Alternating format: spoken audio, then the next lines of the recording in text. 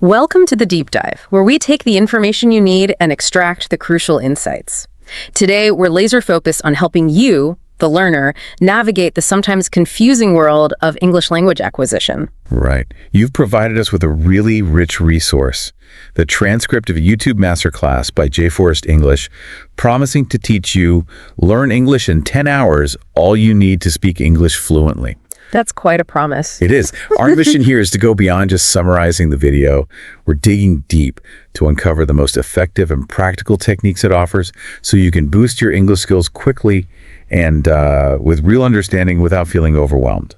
Okay, so let's jump right into it. The masterclass starts with something I found really interesting. An exercise designed to get your ear tuned into how native speakers actually talk, which can be quite different from how things look written down. It's all about immersive listening and repetition. Can you break down how this works and why it's, so valuable? Absolutely. The core of this technique is straightforward, but incredibly effective. You listen to a sentence 3 times. 3 times. Yep, 3 times. Yeah. And try to write down exactly what you hear each time. This does a few key things. First, it forces your brain to really engage with the sounds, helping you pick up the speed and flow of natural speech. Okay. Second, it starts to train your ear to recognize the subtle ways words can blend together. Right. And the first sentence in the video is, "Claire, let's get a move on." Even in that short phrase, there's more going on than meets the eye, isn't there? Definitely. The masterclass points out let's as a contraction of let us. For someone learning, recognizing these contractions is huge because they pop up constantly in everyday conversation. It's also in the imperative tense. That's how we give commands or instructions, like telling someone to stop, or in this case, get a move on. Right. But what's really insightful here is the emphasis on writing down precisely what you hear, not what you think is being said or how you expect it to be spelled. So listen, don't assume. Exactly. That tiny difference can be a game changer for improving comprehension. Which makes perfect sense because how things sound often deviates from the textbook. This leads us into pronunciation nuances. Native speakers definitely have their own way of linking words and kind of streamlining sounds, don't they? Exactly. The transcript highlights how native speakers often connect words smoothly, and they tend to reduce the emphasis on unstressed syllables and sounds. This can make it seem like they're speaking incredibly fast. Yeah, that's a common challenge. Take get-a, for instance. In rapid conversation, it frequently becomes a quick get-a. Get-a, okay? It's a subtle shift, but catching these little changes is vital for understanding the rhythm of spoken English. And it's not just about mushing words together. Individual sounds themselves can get modified, right? Like the example of your. Precisely. The possessive pronoun your is often unstressed and can be reduced to a very brief sound, almost like your. Yeah, almost in the back of your throat. Recognizing these less prominent sounds allows you to focus on the content words, the nouns and verbs that carry the main meaning. Now, the letter T seems to be a real chameleon in spoken English. It doesn't always behave the way you expect. It's true.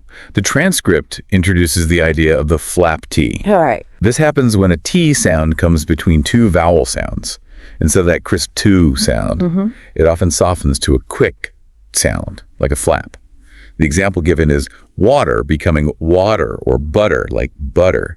The video mentions can't, which might sound more like can't, almost like a very soft D. I see. However, the video also notes that a T at the very end of a sentence, when there's a natural pause after it, might be pronounced more distinctly.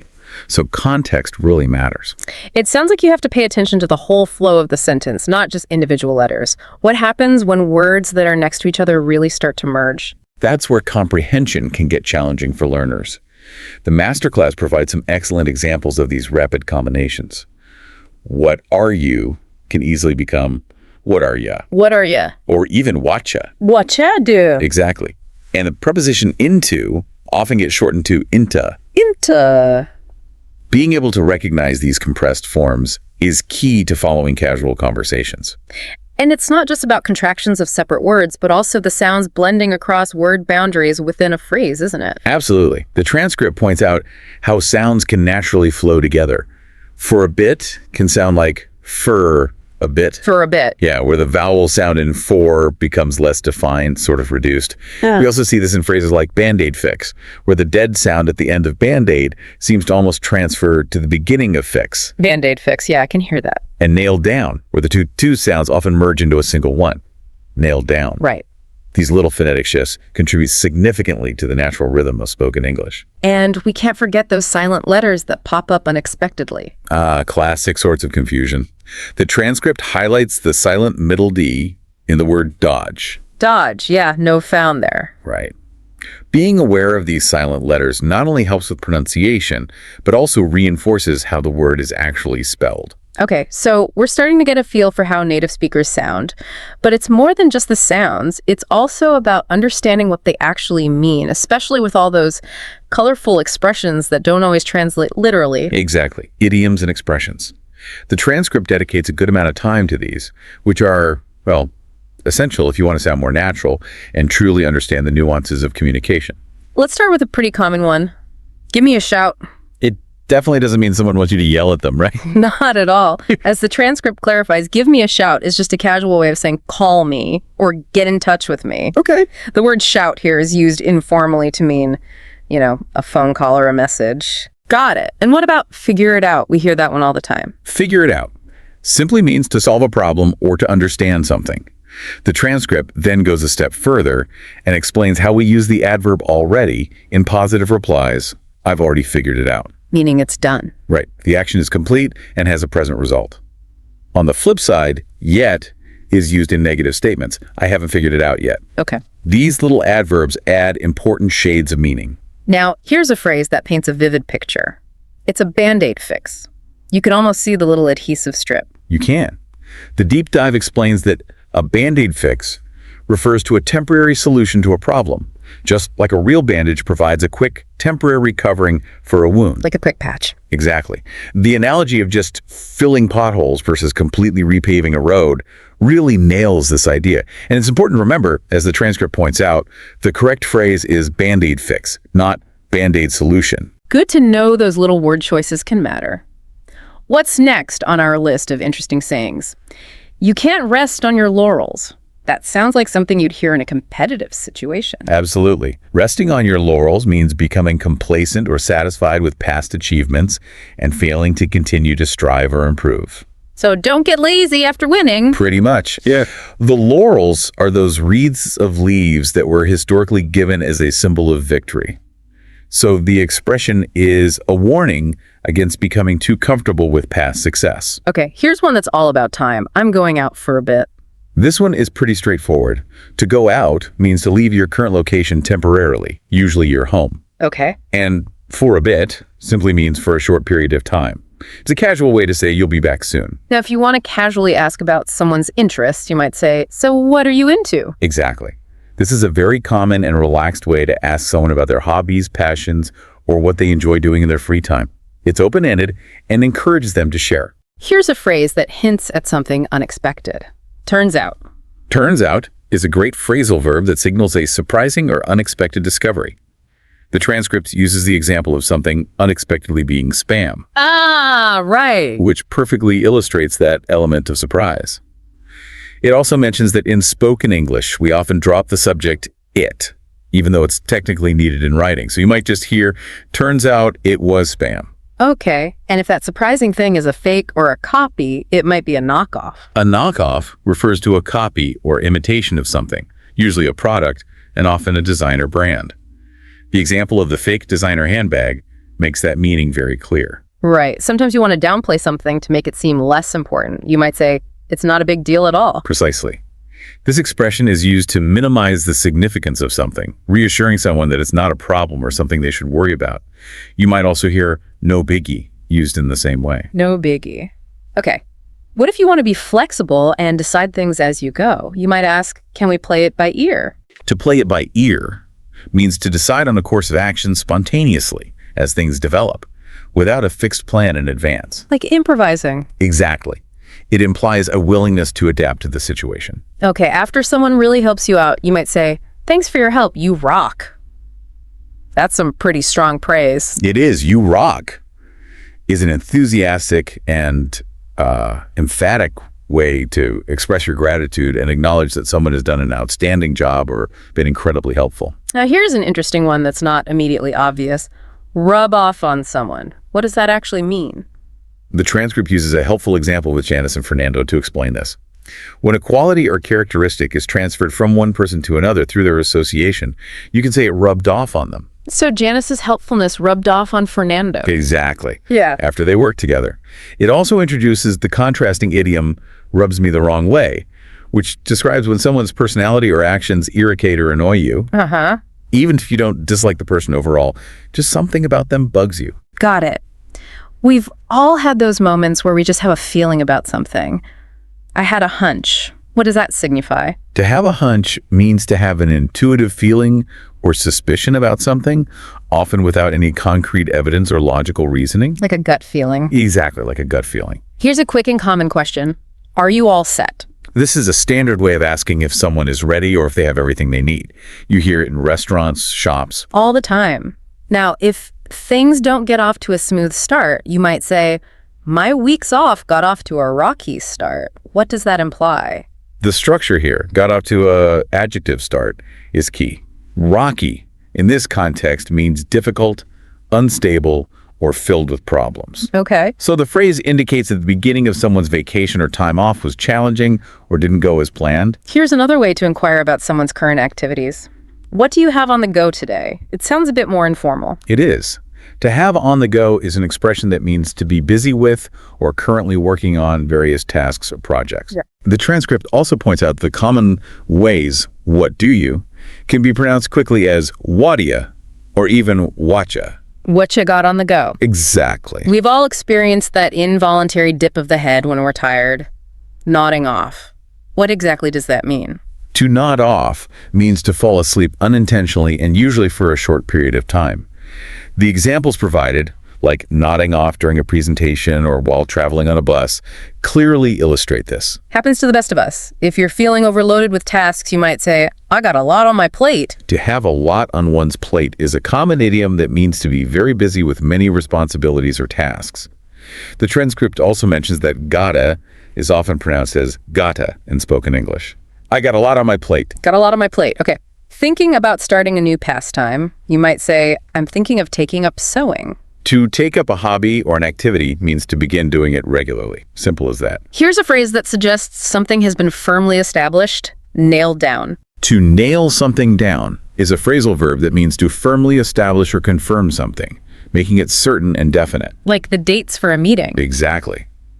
The transcript uses the example of confirming specific dates. It also touches on how the dud sound in nailed down can sometimes merge into a single sound when spoken quickly. Nailed down. Sometimes you just have to avoid someone's calls. You can't dodge his calls forever. What does dodge mean in this context? To dodge means to purposefully avoid or ignore someone or something, like physically dodging a ball, but here it's figurative. Right.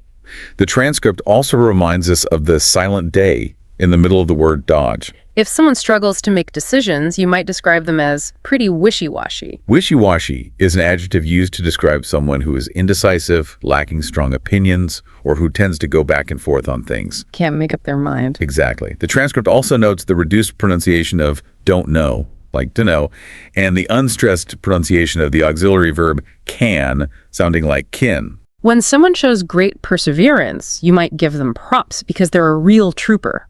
Let's unpack those. Okay. To give someone props is a colloquial way of acknowledging their achievements, resilience, or positive qualities, essentially giving them credit or respect. Props, like proper respect. Yeah, something like that. Right. And a real trooper is someone who shows courage and determination in enduring difficulties without complaining much. Here's a more formal sounding phrase. Our successes and failures were writ large. What does that convey? To be writ large means that something is very obvious, significant, and easily noticeable. It's not subtle at all. Yep. The transcript also points out the common reduced pronunciation of R sounding like R. Our successes. Almost through this list. If something just needs minor adjustments, you might say, with a few tweaks, it'll be good to go. Tweaks are small adjustments or modifications. Right. And good to go means ready or able to be used. So the phrase indicates that only minor changes are needed before something is complete or ready. Sometimes you need to tackle a problem right away. We need to nip this in the bud. What does that mean? To nip something in the bud means to stop a problem or negative behavior at an early stage before it has a chance to develop further. like stopping a plant from flowering by nipping the bud. Oh, interesting origin. Yeah, the examples of the kitten scratching furniture and the fear of public speaking illustrate this well. Stop it before it gets worse. It also highlights the reduced pronunciation of need to as need to. Need to nip it in the bud. If someone exaggerates a situation, they might blow it way out of proportion. To blow something way out of proportion means to exaggerate something to a ridiculous degree, making it seem much more significant or serious than it actually is. Making a mountain out of a molehill? Exactly that idiom, yeah. Oh, this doesn't sound good. My client really chewed me out. What does that mean? To chew someone out is an idiom meaning to scold or reprimand someone angrily for doing something wrong. It's quite strong. Yeah, sounds... The transcript also notes the way chewed me out can blend together in pronunciation, sounding something like chewed ya out. Chewed you out, okay. Sadly, sometimes companies have to lay you off. What does that involve? To lay someone off means to terminate their employment. Yeah. Usually due to financial difficulties or a lack of work within the company, rather than because of the employee's performance. So it's not being fired for cause? Correct. The transcript also distinguishes between the active form, lay someone off, and the passive, be laid off. If people are arguing over trivial matters, you might say, they've been bickering all day. How is that different from fighting? To bicker means to argue about unimportant or petty things. The transcript emphasizes that it's less intense and emotional than a full-blown fight, more like squabbling. Okay. It also highlights the common contraction they have. Here's a phrase that suggests a place might be unsafe. That street's pretty sketchy. Sketchy is an adjective used to describe something that appears unsafe, suspicious, or potentially dangerous. It gives you a bad feeling. If you need to know when something will arrive, you might ask, what's the ETA? What does that stand for? ETA is an abbreviation that stands for Estimated Time of Arrival. Ah, okay. It's commonly used when asking for the expected time that someone or something will arrive at a particular place. The transcript also touches on the pronunciation of what's the, and the slight variation you might hear with the before a vowel sound, though the is more common. Feeling stuck in a routine, you might need to get out of a rut. A rut describes a monotonous or unfulfilling routine. Think of wheels stuck in muddy ruts. Right. To get out of a rut means to break free from this routine by trying new things or making significant changes. If someone is resistant to new ideas, you might say, my boss is stuck in his ways. To be stuck in one's ways means to be unwilling to change habits, opinions, or methods of doing things, usually seen negatively. Right. The transcript also points out how bosses can sound like bosses in spoken English.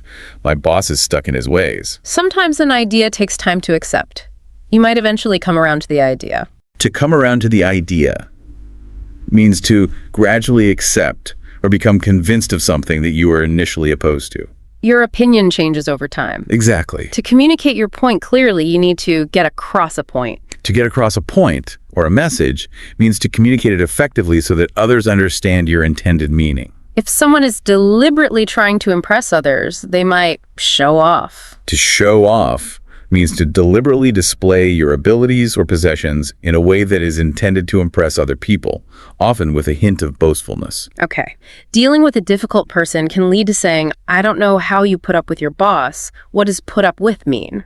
To put up with someone or something means to tolerate or endure it, even though it's unpleasant or annoying. Recovering from a setback or illness is to bounce back. To bounce back means to recover quickly and effectively from a negative experience, whether it's a business failure, an illness, or a personal setback, like a ball bouncing back up. Hoping something fragile doesn't break. You might just say, I hope it doesn't break. Pretty literal. It is. It simply refers to the hope that something delicate or easily damaged will remain intact. Not really an idiom. If you want to compensate for a mistake or inconvenience, you might make it up to someone. To make it up to someone means to try to compensate for a wrong you've done or an inconvenience you've caused them. Like buying flowers if you forget a birthday. Exactly. The examples of missing a birthday and going over budget illustrate different contexts for this. Entering a room suddenly and interrupting is to barge in. To barge in means to enter a place abruptly and without invitation, often interrupting what's happening. It's usually considered rude. Suddenly realizing something is when it dawns on me. To dawn on someone means for a thought or idea to suddenly become clear in their mind, like the sun dawning. Ah, okay. The common sentence structure is, it dawned on me that. Getting unexpectedly lucky is to luck out. To luck out means to be very fortunate or lucky, often due to chance. Charging someone too much is to rip off. To rip someone off means to charge them an unfairly high price for something. It implies cheating. Creating an official document is to draw up. To draw up means to prepare a formal document, such as a contract or a legal agreement. Feeling completely exhausted from stress is to burn out. To burn out means to experience emotional, mental, and physical exhaustion caused by prolonged or excessive stress. Admiring someone is to look up to someone. To look up to someone means to respect and admire them. The opposite is look down on someone. Needing to work harder is to step it up. To step it up means to make a greater effort or work harder, increase the intensity. Focusing intently on something specific is to hone in on. To hone in on means to focus very precisely on a particular thing, like targeting it. Introducing a new topic for discussion is to bring up. To bring up a topic means to introduce it into a conversation. Don't bring that up again. Right. Convincing someone to do something is to talk someone into something. To talk someone into something means to persuade them to do something they might not have initially wanted to do. The opposite is talk someone out of something. Staying in a place for some time is to stick around. To stick around means to remain in a particular place for a period of time. Are you sticking around after the meeting? Expanding your activities or business into new areas is to branch out. To branch out means to expand your interest, business, or activities into new and different areas, like a tree growing new branches. Writing something down quickly is to jot down. To jot down means to write something quickly and briefly, often as a reminder. Performing or conducting a task is to carry out. To carry out means to perform or complete a task, plan, or instruction, like carry out an order. Making sufficient progress is to keep up with. To keep up with something means to progress at the same rate as others or as required. It's hard to keep up with the readings. Visiting someone informally or unexpectedly is to drop in. To drop in means to visit someone without a prior arrangement or for a short time. Delaying a scheduled event is to push back. To push back means to postpone or delay a scheduled event or deadline. We need to push back the deadline. Ignoring someone who is speaking to you is to tune someone out. To tune someone out means to intentionally ignore someone or stop paying attention to what they're saying, like tuning out a radio station. Speaking very positively about something, sometimes with exaggeration, is to talk up. To talk up means to describe someone or something in glowing terms, sometimes exaggerating their good qualities to promote them. When work or tasks accumulate, they pile up. To pile up means to accumulate or increase in quantity, often referring to work or tasks that need to be done. The work is really piling up. Behaving in a playful or unserious way is to horse around or goof around. These phrases both describe behaving in a silly, playful, or not serious manner. Stop horsing around. Having just enough money to live on is to get by. To get by means to have just enough money to meet your basic needs without having much extra. Managing, but just barely. Becoming very excited or very angry is to flip out. To flip out can mean to become extremely excited. She flipped out when she won. Or to become very angry and lose control. He flipped out at the driver. Context is key. Reconciling after an argument is to make up with someone. To make up with someone means to become friendly again after having a disagreement or quarrel. Sharing your deepest feelings with someone is to open up to someone. To open up to someone means to share your personal feelings and thoughts with them, often about sensitive and private matters. Becoming vulnerable. Quickly putting on a piece of clothing is to slip into something. To slip into something means to put on a garment of clothing quickly and easily. I'll just slip into something more comfortable. Having an influence or relevance to something is to bear on. This sounds a bit formal. It can be, yes. To bear on means to have an influence or be relevant to something. These facts bear on the case. Not liking something, usually in a negative context, is to care for something. Right, usually in the negative. I don't really care for Spanish means I don't like it. Examining a large amount of information carefully is to sift through. To sift through means to examine a large quantity of something, especially documents or information, in order to find something specific, like sifting flour. Making something last longer than necessary, often negatively, is to draw out. To draw out means to make something continue for longer than is necessary or desirable. He drew out the meeting for hours. Making less progress than you should be is to fall behind. To fall behind means to make less progress than you need to or than others are making. Moving or traveling around in a place is to get around. To get around means to travel or move from place to place within a certain area. How do you get around the city? Deciding to do something later is to put off. To put off means to postpone or delay doing something. Procrastinate. Don't put off your homework. Dismissing something as unimportant is to shrug off. To shrug off means to dismiss something as unimportant or not worry about it, like literally shrugging your shoulders. Encouraging someone to do something risky or foolish is to egg on. To egg on means to encourage someone to do something that they might not otherwise do, and that is usually unwise or dangerous. Saying no to an offer is to turn down. To turn down means to refuse an offer or invitation. He turned down the job offer. Avoiding a responsibility or obligation is to wiggle out of. To wiggle out of means to avoid doing something that you don't want to do, often by using clever excuses or maneuvering. Being delayed, especially when you're traveling, is to hold up. To hold up means to be delayed or cause a delay. Sorry, I'm late. I got held up in traffic. Leaving a place for people or becoming successful for things is take off. To take off has a few meanings. For people, it means to leave suddenly. He took off without saying goodbye. For airplanes, it means to ascend. And for a business or trend, it means to become very successful quickly. Resembling a family member in appearance or personality is to take after someone. To take after someone means to resemble a relative in appearance or character. She really takes after her mother. Disassembling something into pieces is to take apart. To take apart means to separate something into its component parts.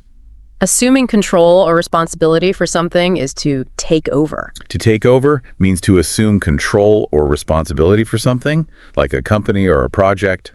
Inviting someone out and paying for them is to take someone out. To take someone out means to invite them to go somewhere, like a restaurant or the movies, and to pay for them. Often implies a date, but not always. Starting or stopping a device is turn on or turn off. Pretty simple. Exactly. Turn on activates and turn off deactivates. Fundamental. Resting or being lazy is to lie around. To lie around means to spend time resting or doing nothing much, often implying laziness. Putting on clothes or cosmetics is to put on. To put on means to dress yourself or apply makeup or cream. Trying to find something you've lost is to look for. To look for means to try to find someone or something. Searching. Showing something through actions rather than words is to act out. To act out means to express your feelings or problems through your behavior, especially negative behavior when you can't or don't want to talk about them.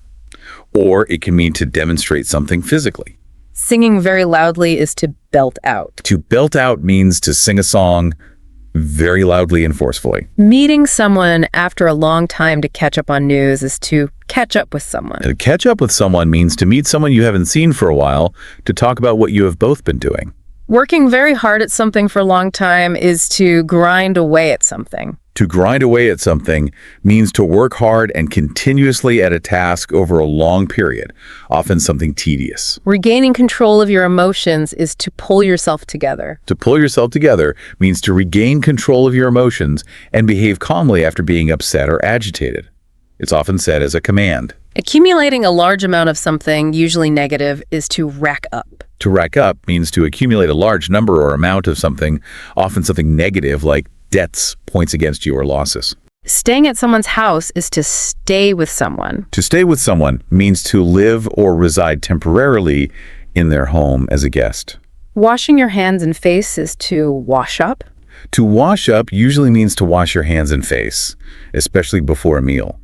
In British English, it can also mean to wash the dishes. Making sure doors and windows are locked is to lock up. To lock up means to secure a building by locking all the doors and windows, usually at the end of the day or when leaving.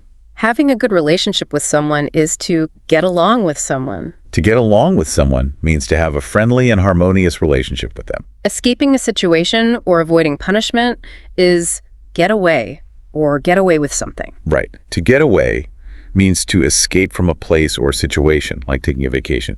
To get away with something means to do something wrong and not be caught or punished for it. Responding to someone after they've contacted you is to get back to someone. To get back to someone means to reply to them, usually with information they have requested or in response to their message. I'll get back to you on that. Becoming interested in something again after a break is to get back into something.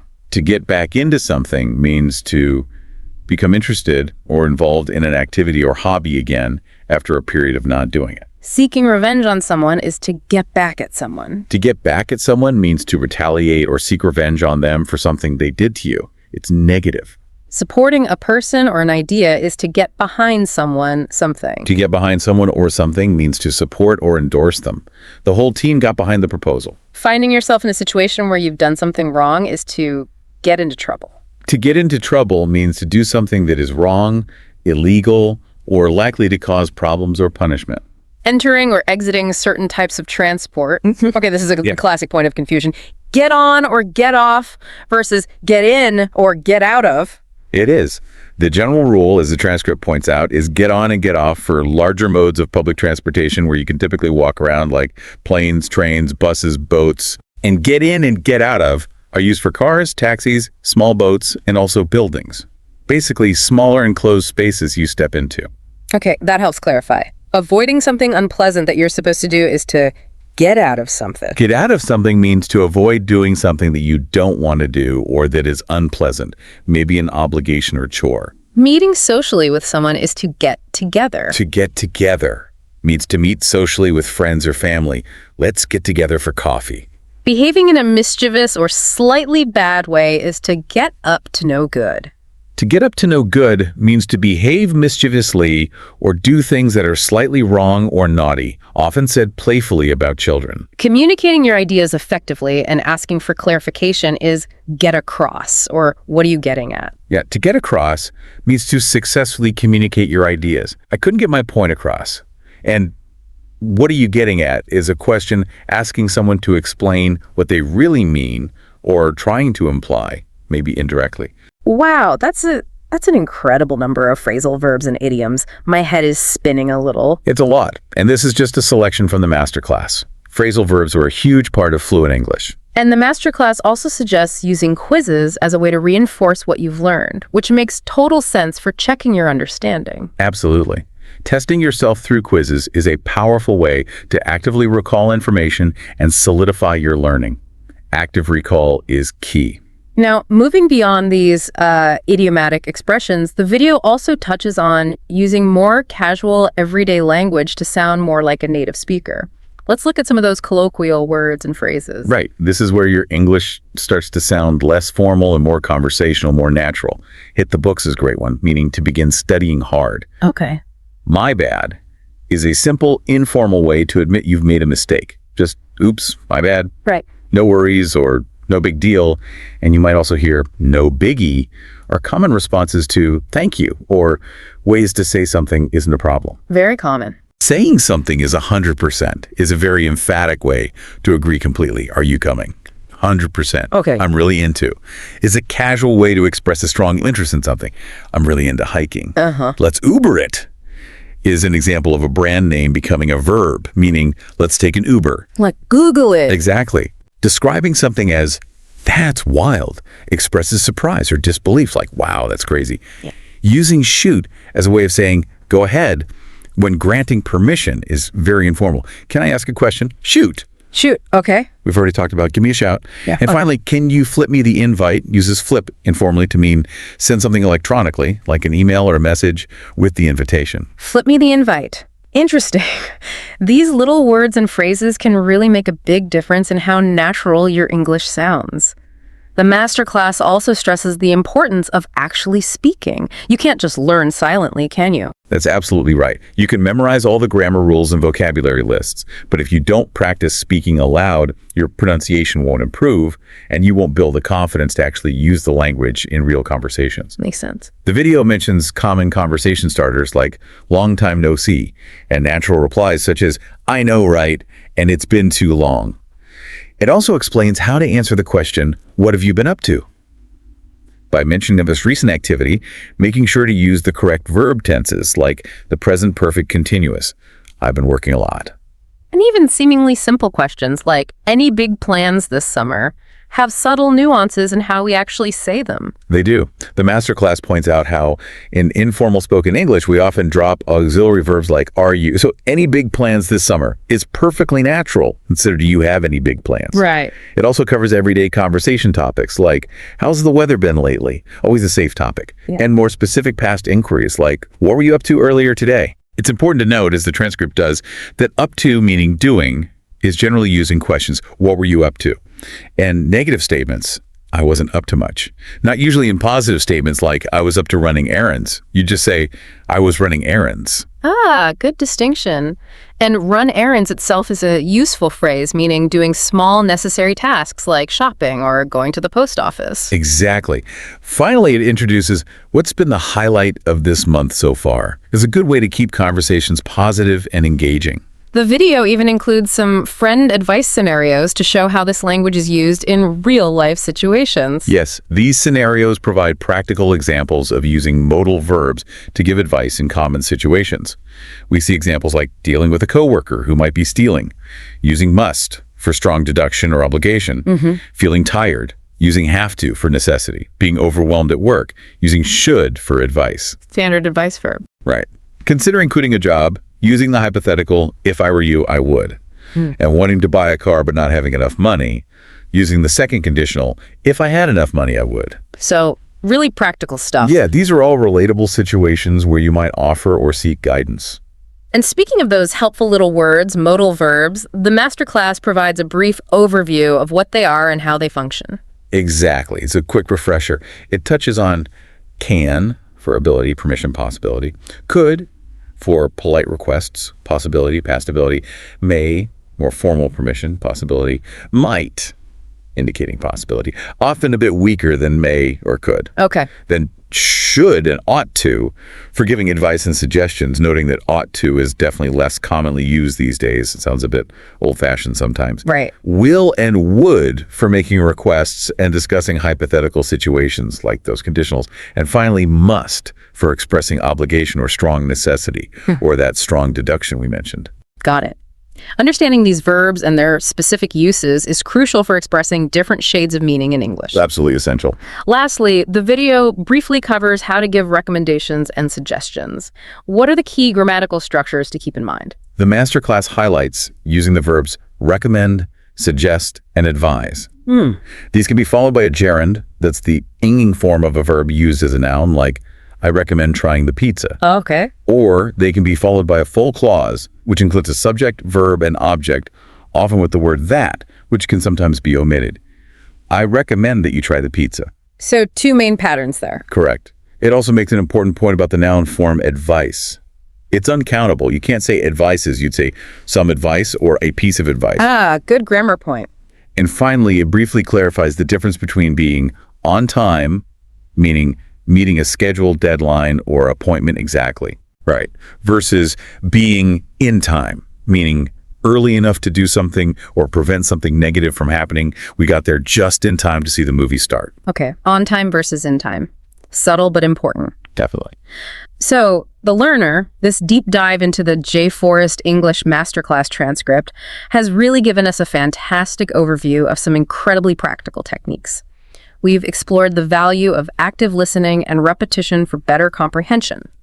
That listening exercise. How to navigate the sometimes tricky pronunciation of native speakers, those flap T's and reductions, and a wealth of common expressions and phrasal verbs to make your English sound more natural. It was quite the list. We also touched on the importance of speaking practice, using modal verbs effectively for giving advice, and the correct ways to offer recommendations and suggestions. These insights should provide a really solid roadmap for you to improve your English fluency and confidence. By actively practicing these techniques and focusing on these key areas highlighted in the masterclass, you can definitely make significant progress. It really feels like a practical toolkit. So here's something for you, the learner, to consider. Considering the sheer number of phrasal verbs and colloquialisms that exist in English, we just scratched the surface. What are some specific areas of English learning that you personally find the most challenging? Good question. Maybe it's phrasal verbs, maybe pronunciation, maybe something else entirely. And thinking about that, what strategies might you consider using to really dive deep into those areas yourself? How would you tackle your specific challenge? That's a really insightful question to think about for your own learning journey, tailoring your approach. Absolutely. And thank you, the learner, for sharing this valuable resource with us. That brings us to the end of this deep dive. We'll catch you next time. Welcome to the deep dive. This is where we take a source you're interested in, something you want to know more about, and we really dig in. Yeah, we extract the key stuff, the essentials, so you get the knowledge without feeling, buried under information. Exactly. You want to get up to speed quickly and thoroughly, and that's what we aim for here. We do the homework, basically, so you can jump right to the useful parts, the insights, those aha moments. And today, we're diving into something I know a lot of you are working on. Improving your English fluency. Our source is a YouTube video, specifically the How to Speak English Fluently Advanced English Fluency Masterclass from the J. Forrest English channel. And it's a really solid resource. It breaks things down nicely, vocabulary, grammar, listening, pronunciation, even speaking strategies. It covers a lot. It really does. So our mission for this deep dive is to pull out the most actionable, the most memorable pieces from this masterclass. Things you can actually use, right? Yeah. Phrases, tips, techniques to help you boost your English skills straight away. Okay, let's jump in.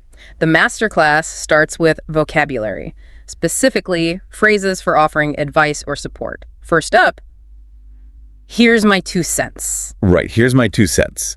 We use that when we're giving our opinion, but maybe, framing it as just our opinion. And the video points out the grammar here's, which is here is, even though cents is plural. Why is that? Well, it's because my 2 cents is treated like a single unit, like my opinion. So here is my opinion. It's a bit like saying here's $10. Ah, okay. That makes sense. And it's pretty informal, yeah. Definitely informal. Good for friends, maybe colleagues you know well. The example was about learning English with Jennifer. Well, here's my 2 cents. She's a great teacher. I'd go for it. Gotcha. Okay, next phrase. Take it with a grain of salt.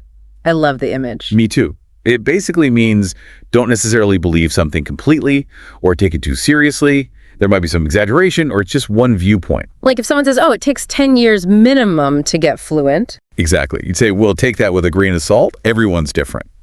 And the video notes the grammar. Take is the imperative form. It's like a suggestion or a mild command. Right. Then there's, if I were in your shoes, I'd...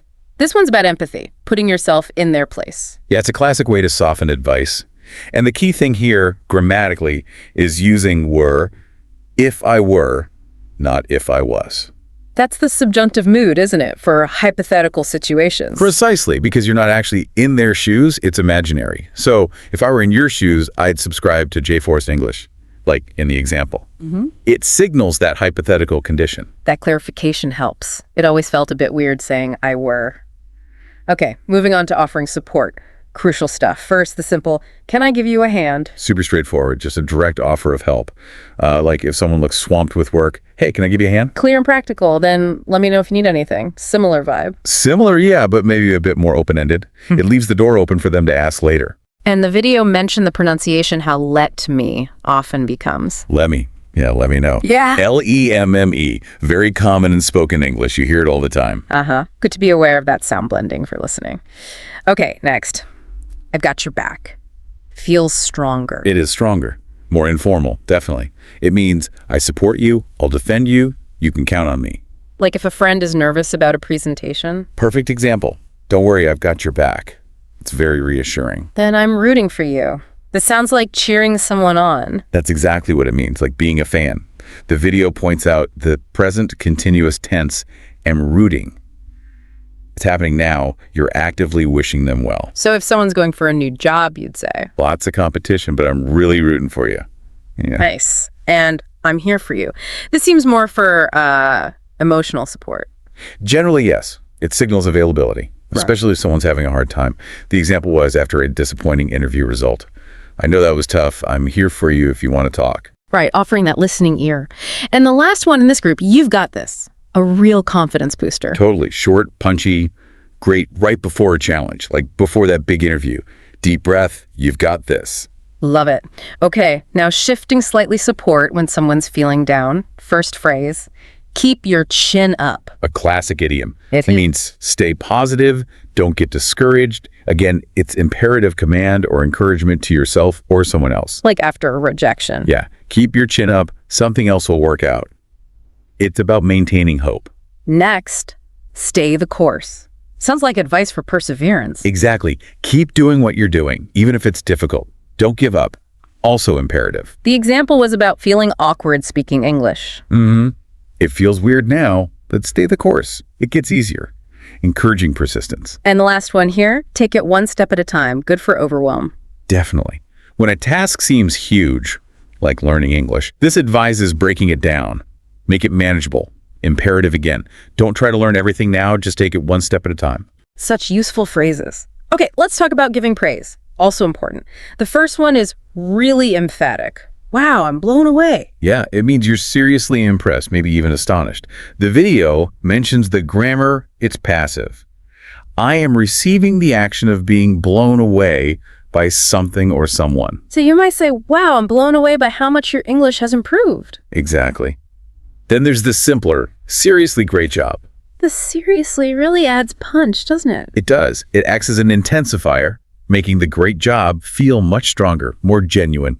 You can stick it at the start or just say it on its own. And finally, the very enthusiastic, you're a rock star. Yeah, that's a big compliment. Very informal. Means someone did something exceptionally well. Like getting that promotion. You got it. You're a rock star. Congrats. Fantastic. That's a really practical set of vocabulary. Okay, let's switch gears to grammar. The masterclass focused on using all. Yes, specifically the difference between all of the, and all the with plural nouns. It can be a bit tricky. Okay, break it down for us. It starts with general versus specific groups, right? Right, so students mean students in general, anywhere. But the students means a specific group we both know about, like the students in this class. Got it. General versus specific. So how does all fit in? Well, if you're talking about all of a specific group, you can say all of the students, or very commonly in spoken English, just all the students. So the of is often optional in speech with the. Often, yes.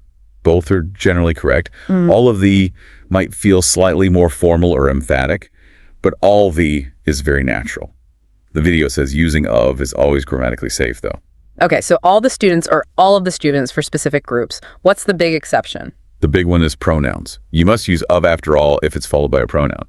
So it's always all of us, all of them, all of you. Never all us or all them. Never. Yeah. That's a really common error for learners to make, so it's a great takeaway. Think of it like the pronoun needs that little connection word, of. That's a super helpful rule. And what about general plurals, like students in general?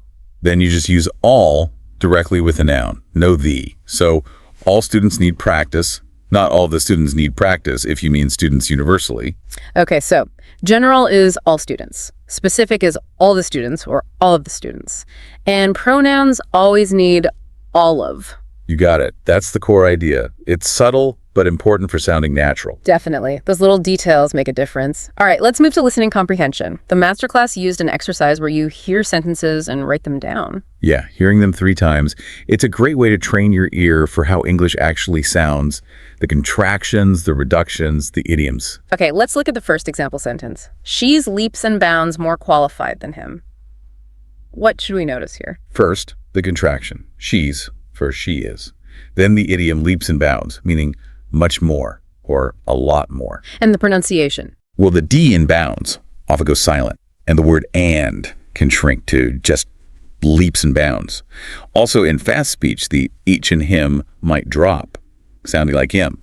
So it could sound like she's leaps and bounds more qualified than him. Wow, that's quite different. It can be. Recognizing these patterns is key for you to understand fast speech. Definitely. Okay, sentence 2. Is the agenda set in stone? Here, notice the agenda, because agenda starts with a vowel. The E sound at the end of the might get slightly longer, like the agenda. Helps it flow. Not a strict rule, but common. And set in stone. That's an idiom, right? Yeah, means it's fixed, finalized, very hard to change. Like a meeting agenda that's been confirmed. And pronunciation was? The T inset before in can soften, almost becoming an ed sound, like setting. So is the agenda set in stone? Interesting. And you mentioned it's often used in the negative, too. Oh, yeah, very often. Yeah. Don't worry, the plans aren't set in stone yet, meaning they're still flexible. Good to know. Sentence 3. I was tossing and turning all night. Relatable. Definitely. Means you couldn't sleep well, moving around a lot, pronunciation point. Some speakers might drop the final G in tossing, making it tossing. And the whole phrase talking and turning can almost blend into one smooth sound. Tossin' and turnin'. Got it. Sentence 4. Just give it a go and see. Sounds encouraging. Yes, give it a go. Just means try it. Like, try dancing, just give it a go. And the pronunciation. Notice how give it often becomes give it, and a go is quick. So the whole thing might sound like, just give it a go and see. Divitago. Yeah. Okay. Last listening sentence. We have a lot riding on this pitch. Couple things here. First, in American English, when have is the main verb meaning possess, like here it's often not contracted. So we have, not we've, unlike we've got, where have is helping got. Oh, interesting distinction. And the idiom, a lot riding on something. Means it's really important, high stakes. Your success or failure depends heavily on it. And pitch in this context. It's usually a business presentation designed to persuade someone, investors, clients, your boss. So if you have a lot riding on a pitch, it's a crucial presentation. Exactly. Might make you spend the night tossing and turning. Ha ha ha. It all connects. Okay, so understanding idioms and these pronunciation quirks is vital. Now let's hit another pronunciation challenge. Homographs. Ah, yes, homographs. Words spelled the same, but crucially pronounced differently and meaning different things.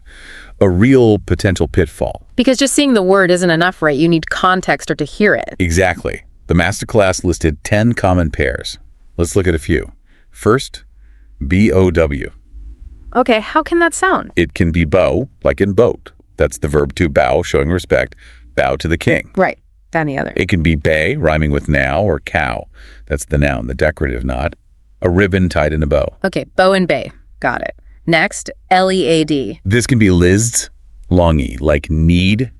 That's a verb to lead, to guide. Lead the way. Yeah. It can be lead, shorty like bed. That's the heavy metal, lead. Lead pipes. The Liz versus lead. Okay, how about T-E-A-R? This one gets me sometimes. Understandable. It can be tour, rhyming with hear or fear. That's the noun, the drop from your eye when crying. A single tear. Okay, tor. And the other. It's tore, rhyming with hair or bear. That's the verb to rip. Don't tear the paper. Tor versus tour. Wow, totally different. Okay, W-I-N-D. Can be short eye like wind. That's the noun, the moving air. The wind is strong. Yeah. Can be wand, long in, like find. That's the verb, meaning to turn or coil.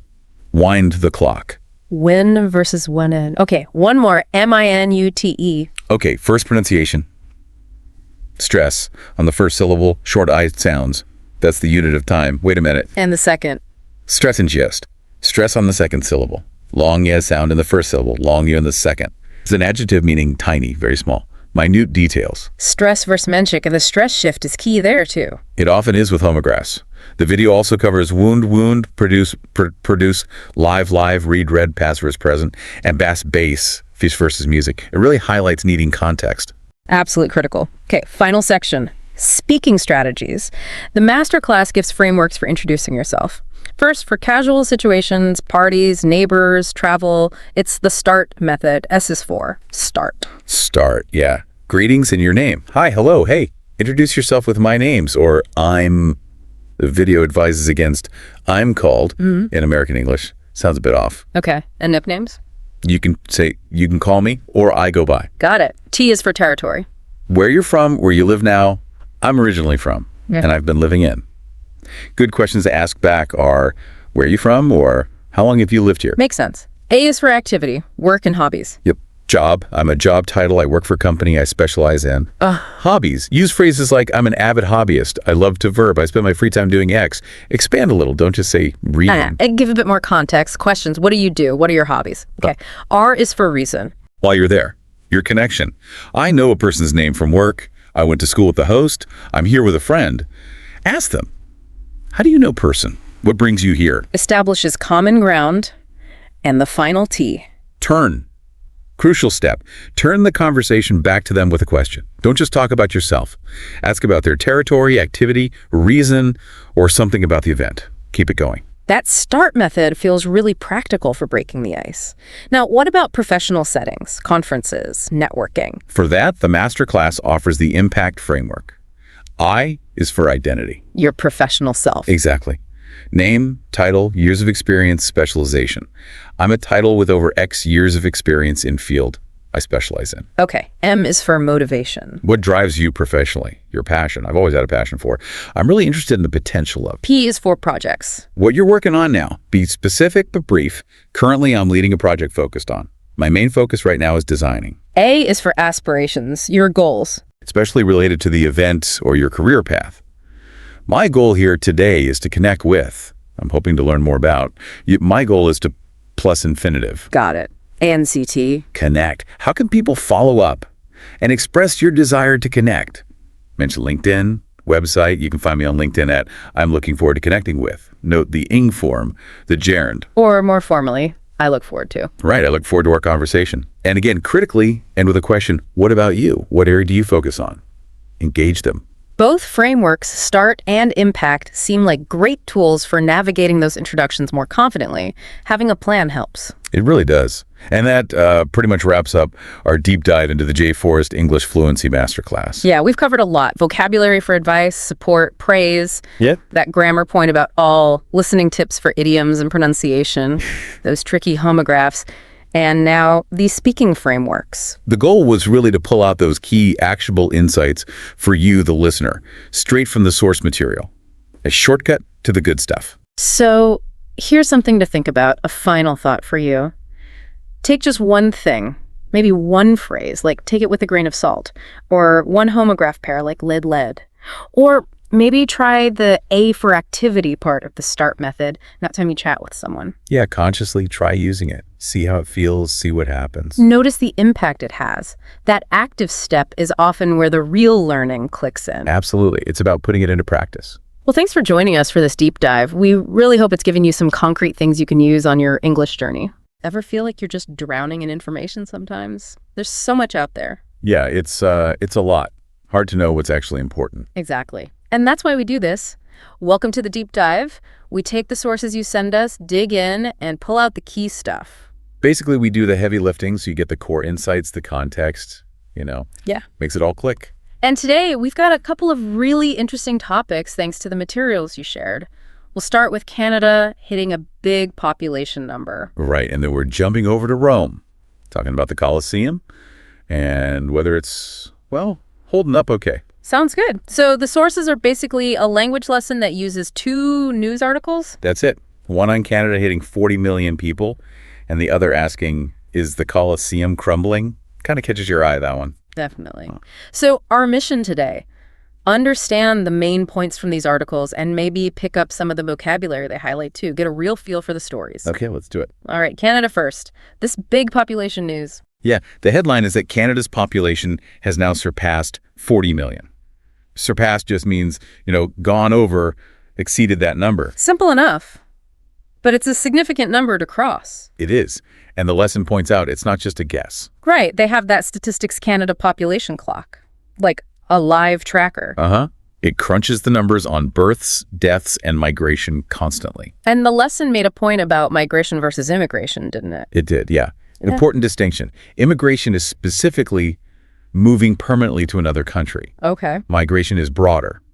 Any movement. Could be temporary, like for work or study. Okay. So a temporary worker is a migrant, but becoming a permanent resident, that's immigration. Exactly. The language matters there. So when the article says Canada hit 40 million, that word hit, it feels like reaching a goal, doesn't it? An accomplishment. Yeah. Hit definitely has that connotation. Not just reached, but achieved. And they call it an exciting milestone. Right. A milestone being a key point in development. Makes you think, what are your own milestones, personal or professional? Yeah, good point. The article quotes the chief statistician, Anil Arora. That's him. He says it shows Canada is still dynamic and welcoming. Dynamic meaning like full of energy and ideas. Paints a positive picture. And the numbers back it up, right? The growth rate. Oh, yeah. 2.7% annual growth. That's pretty high. Highest since when? Since 1957, which is interesting because that was peak post-war baby boom time in Canada. The baby boomers. And the lesson mentioned they're mostly retiring now in Canada. Exactly, which creates this, workforce challenge. Big demographic shift. Makes sense. So the article looks ahead too. It does. It notes Canada hit 30 million back in 97. And it says population could reach 50 million as early as 2043. Could reach, so it's not definite. Right, it's a projection of possibility based on current trends. And as early as just means that's the soonest estimate. Could be later. Gotcha. And last year's increase was a record. A big one, yeah. 1.05 million people added in just 1 year. Wow. And most of that was International migration. A huge chunk, 96%, according to StatCan. There's both permanent immigrants and temporary folks. 96%. So it's really migration driving the bus here. Absolutely. In 2022 alone, they welcomed over 437,000 immigrants. It reflects their high targets. So why such a focus on immigration? Is it just about numbers? Well, the article explains it's core to tackling their demographic issues. Aging population, like we said, the boomers retiring. And a low birth rate, naturally. Exactly. They kind of need immigration to keep the population growing and, crucially, to keep the workforce strong. So filling jobs, supporting the economy as people retire? Pretty much. Yeah. There's a stat in there that immigration accounts for nearly 100% of their labor force growth.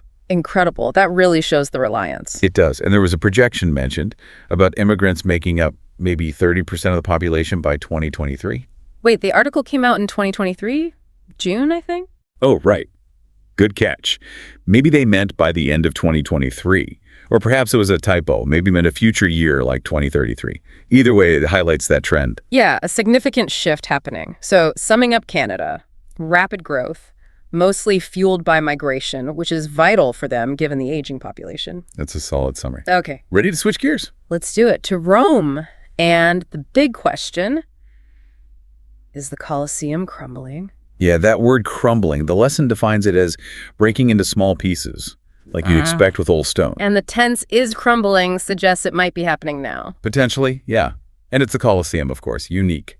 You know, this article really grabbed my attention because I actually booked a trip to Rome for next week. Oh, fantastic. Have an amazing time. Thanks. And yeah, I have a ticket to see the Colosseum, so this felt very relevant. Well, the article gives some great background, calls it a giant amphitheater. And the lesson broke down amphitheater, right? Ampa plus theater. Yeah. Helps make sense of it. Yeah. And giant, or its synonym colossal, really drives home the size. It's definitely iconic. One of the world's most famous sites, New Seven Wonders, all that. And the lesson notes the grammar. One of the most iconic sites, plural noun needed there. Right. And it's the biggest ancient amphitheater ever built. That's mind-blowing. Isn't it? Completed over 2 millennia ago. That's thousands of years. AD 80. AD being Anno Domini, in the year of the Lord, after Christ's birth. Contrasted with BC, before Christ. And yeah, everyone knows it as the place where gladiators fought. Roman Empire stuff. Scale is just immense. 50,000 people, 6 acres. Huge dimensions, over 1 million tons of concrete, stone, brick. Just incredible engineering for the time. So this crumbling idea, it comes from reports of falling rock. Exactly. Little bits of stone falling off. And there's a theory about why. Yeah, an environmental group suggests it might be exhaust fumes and vibrations from nearby cars and even the subway line. Exhaust fumes, the gases from cars, right? Yeah. And nearby meaning, well, close by. It raises that classic preservation question, doesn't it? Yeah. How do you protect these ancient places with modern life, tourism, all happening right next to them? True. But the Colosseum's director apparently disagrees. Right. She denied those reports. Denied meaning she said they aren't true. What's her explanation then? She says, look, small stones do fall sometimes. It's natural rain, wind, birds, just wear and tear over centuries. Okay, so a different perspective. The article mentions the materials too. It does. The outside is mostly travertine, a type of limestone. Inside, more brick and tufa, another limestone variety. And it's a massive tourist attraction, obviously, getting a facelift. Yeah, a $33 million one, slated, meaning planned or expected to start in March. Yeah. A facelift for a building is just work on its exterior appearance. Then there's that really powerful line about what it represents. Oh yeah, the power, brilliance, and brutality of the Roman Empire. Using sheer as an intensifier, like sheer power, and calling it marvels to behold, things to admire, to look at. But then it pivots, right, to the brutality. What actually happened on the Colosseum floor, the stage? Systematic killing, animals, people, hundreds of thousands. It bears a grim reminder, the article says. Grim meaning unpleasant, serious. A reminder of that cruelty. And that cruelty is described as core to its history, like fundamental, inseparable. Yeah. So you have this incredible architectural marvel, but it's built on and represents something really dark. a stark contrast. Definitely makes you think. And the YouTube lesson also included some advanced vocabulary C1 level stuff, worth quickly touching on how those words fit. Like surpass, which we use for Canada's population. It's a bit more formal than just exceeds. Exactly. Or you could say a structural problem with the Colosseum might emerge over time, like appear gradually. And migration constitutes, makes up almost all of Canada's growth, emphasizes its role. Right. For adverbs, maybe the debate about preserving the Colosseum goes on incessantly without stopping. And population growth inevitably leads to infrastructure demands. Can't avoid it. Thinking about nouns, you could have disparities in resources with population shifts. The Colosseum shows amazing resilience over time. And the disagreement about the falling rocks is clearly a controversy. And adjectives. Canada's landscape is vast. The Colosseum is obviously ancient. And info on both is pretty ubiquitous now, easy to find. Yeah, using those words definitely adds a layer of precision, doesn't it? It does. It refines the understanding. So wrapping up our deep dive, we've covered Canada's big population jump driven by immigration. And the ongoing questions about the condition of the Colosseum, this ancient icon. And hopefully shown how paying attention to the language, the specific words used, gives you a clearer picture. Absolutely. Which leaves us with maybe a final thought for you to chew on. Go for it. Well, how does all this rapid modern change, population growth, environmental stuff, how does it affect preserving other ancient sites around the world? Ooh, good question. Or maybe, thinking about Canada, what are the really long-term effects, socially, economically, of relying so heavily on immigration for growth? Lots to think about there. Indeed. Well, thank you so much for sending in the sources and for joining us on this deep dive today. Yeah, we hope this gave you some useful insights into both topics. And please, keep sending us materials you find interesting. We love digging into new things with you.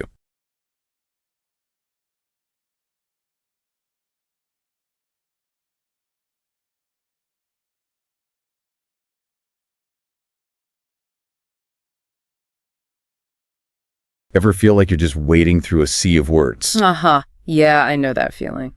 But today, we're diving into the deep end. That's right. We're going to explore some advanced English vocabulary, 15 words to be exact. Okay. And they're all from this book, Test Your English Vocabulary. Sounds like a challenge. Well, it's not about memorizing definitions or anything like that. Oh, good. We're going to uncover their hidden depths and how these words connect to the bigger picture. I like that. It's fascinating how these words can really unlock a deeper understanding of human behavior and communication and even our perception of time. Absolutely. And to make it a little easier, we'll group our 15 words into themes. Okay. First up, the art of communication. All right. Or sometimes the lack of it. Right. Let's start with loquacious. I'm sure you've met someone like this. They could talk a blue streak. Yeah. Holding court at a party, even if no one else gets a word in edgewise. Oh, yeah, for sure. That's our loquacious friend. Yeah. It's interesting to contrast that with someone who's laconic. They might only say a few words, but those words carry weight. Think of a seasoned judge delivering a verdict. Just brief, to the point. No wasted syllables. Oh, I like that example. Now, have you ever noticed how some people use big words to actually avoid clear communication? All the time. That's where obfuscate comes in. Right. It's like they're trying to build a wall of jargon to hide behind. It happens a lot, especially in fields like, law or finance. Yeah. Sometimes it's unintentional. They're so used to speaking a certain way, they don't realize it's confusing to others. Right. But other times it's a deliberate tactic, make things seem more complex than they are. Yeah, it's like they think if they use enough fancy words, no one will question what they're actually saying. Right. But we're smarter than that. Absolutely. We're going to see right through that obfuscation and get to the heart of the matter. And sometimes the most straightforward language is the most powerful. Okay, enough about communication. Let's talk about behavior. Our next group of words explores some interesting character types we all encounter. Okay. The sycophant, the ostentatious, and the austere. Let's start with the sycophant. All right. Oof. Just the word makes me cringe. You know that person who's always showering someone with insincere praise just to get on their good side? Yeah, the classic yes man, always trying to curry favor. It's interesting to think about why someone might behave this way. Could it be a lack of confidence or maybe even a manipulative strategy to gain power? Oh, it makes you wonder, right? Now let's swing to the opposite end of the spectrum with ostentatious. Okay. This is our friend who loves to flaunt their wealth or success. Oh, yeah. Think of the person who always has to have the latest designer clothes, the flashiest car, always name-dropping their fancy vacations. Yeah, it's all about outward appearances, often masking a deeper need for validation. It makes you think about our society's obsession with status symbols and material possessions, doesn't it? Totally. Now, in contrast to the ostentatious, we have the austere. This describes someone who lives a simple, unadorned life. Right. They're not interested in flashy displays or material wealth. Think of a minimalist who values experiences over possessions. That's a fascinating counterpoint to the ostentatious lifestyle. You know, in a world that constantly bombards us with messages about what we should want and need, the austere individual chooses a different path. And I think the word propensity ties all three of these words together nicely. How so? Well, it refers to our natural tendencies or inclinations. We might have a propensity for flattery, for extravagance, for simplicity. These tendencies shape our behavior in all sorts of ways. Exactly. We all have propensities, and recognizing them in ourselves and others can be key to understanding why we act the way we do. Now let's shift gears and get a little philosophical. Our next group of words deals with time and the intangible. Okay. Ephemeral, ubiquitous, and the ineffable. All right. Have you ever experienced something beautiful but fleeting, like a stunning sunset that disappears in minutes? Oh, yeah. That's the essence of ephemeral. It's about recognizing the beauty in transience, in those moments that are precious because they don't last. In a world that often values permanence and stability, the ephemeral reminds us to cherish the fleeting moments. That's beautifully put. Now, on the flip side, we have ubiquitous, which describes something that's absolutely everywhere. It used to be rare to see someone using a smartphone, but now they're ubiquitous. You see them on every street corner and every cafe. Yeah, it's incredible how quickly things can shift from novel to commonplace. Right. The ubiquity of technology, for example, has had a profound impact on our lives, for better or for worse. And finally, we come to ineffable, which might be my favorite word of the bunch. Oh, why is that? Well, it describes something so profound, so awe-inspiring, that words simply cannot capture it. Have you ever had an experience like that, where language just failed you? Absolutely. Sometimes the most profound experiences are the ones that transcend language, like the feeling of standing on a mountaintop overlooking this vast landscape or witnessing the birth of a child. These are moments that defy easy description. It makes you realize the limitations of language, doesn't it? There are some things that words simply can't convey. And yet that doesn't stop us from trying, from searching for the words that come closest to expressing the inexpressible. Well said. Ready to tackle our next set of words. Hit me with it. This group focuses on actions and reactions. Yeah. Perfunctory, temerity, and recant. We'll start with perfunctory. Okay. You know those days when you're just going through the motions? Yeah. Doing something out of habit or obligation, but without any real heart? Yeah. That's perfunctory in action. We all have those days, right? The key is to recognize when we're stuck in a rut and to make an effort to infuse our actions with more intention and meaning. So true. Now let's talk about temerity. Right. This word is all about boldness, audacity, even a little bit of recklessness. It's about having the guts to do something daring, even if it goes against the grain. Right. Have you ever witnessed an act of pure temerity? Yes. Actually, I recall a time when a junior researcher presented this groundbreaking theory that challenged, the established thinking in the field. Wow. It was a bold move considering the potential backlash from senior colleagues. Wow, that takes courage. It does. That makes you wonder, what's the line between temerity and foolishness? I guess it depends on the outcome, right? I suppose it does. But sometimes those acts of temerity are the ones that lead to true innovation and progress. And finally, we have recant. Okay. This is about taking back your words, admitting you were wrong, often in a public way. Right. It could be a politician retracting a statement, a scientist revising a theory, or someone simply owning up to a mistake. It's a powerful act, recanting. Yeah. It requires humility, a willingness to acknowledge our fallibility. In a world where people are often afraid to admit they're wrong, recanting can be a sign of true strength and integrity. It's about putting truth above ego, which can be a tough thing to do. It can. All right, ready to move on to our last group of words. Let's do it. This one's all about dreamers and realists, and it centers around the word quixotic. Quixotic. Named after the idealistic knight, Don Quixote. Right. He's famous for tilting at windmills, mistaking them for giants. It's a wonderful example of how idealism and imagination can sometimes clash with reality. Exactly. The word quixotic captures that blend of idealism, romanticism, and perhaps a touch of naivete. Yeah. It makes you think about the balance between chasing dreams and being grounded in reality. It's a delicate balance, isn't it? On the one hand, we need idealism to inspire us, to push us beyond the limits of what seems possible. But on the other hand, we need pragmatism to navigate the complexities of the real world and make progress towards those ideals. So true. Yeah. And sometimes those seemingly impossible quixotic goals can lead to unexpected breakthroughs. Absolutely. It's about finding that sweet spot between dreaming big and taking practical steps to make those dreams a reality. What about you? Do you have any quixotic goals you're pursuing? That's a great question. I'm going to have to ponder that one for a bit. Okay, but in the meantime. So, any thoughts on those quixotic goals? Did any come to mind during that little pause? You know, I was thinking about how even outlandish goals can spark innovation. Like, if no one had ever had that crazy idea to fly, well, we wouldn't have airplanes, right? It's true. Sometimes it's not about reaching that exact vision, but what we discover on the way there. Exactly. And speaking of journeys, it strikes me how the words we've been discussing, they're not just isolated units of meaning. They're part of a larger system. Right. A network of interconnected ideas. That's like a constellation. Oh, I like that. Each star adds to the overall beauty and significance of the pattern. It's true. We've been focusing on individual words, but it's the way we use them, the context, the nuances. That's what brings language to life. Exactly. Take a word like austere, for instance. Okay. It can describe a monk's simple life, but also the starkness of a desert landscape. Or even like a government's harsh economic policies. Same word, but vastly different connotations depending on how it's used. It reminds me of how a single musical note can evoke different emotions based on the melody and the surrounding notes. That's a fantastic analogy.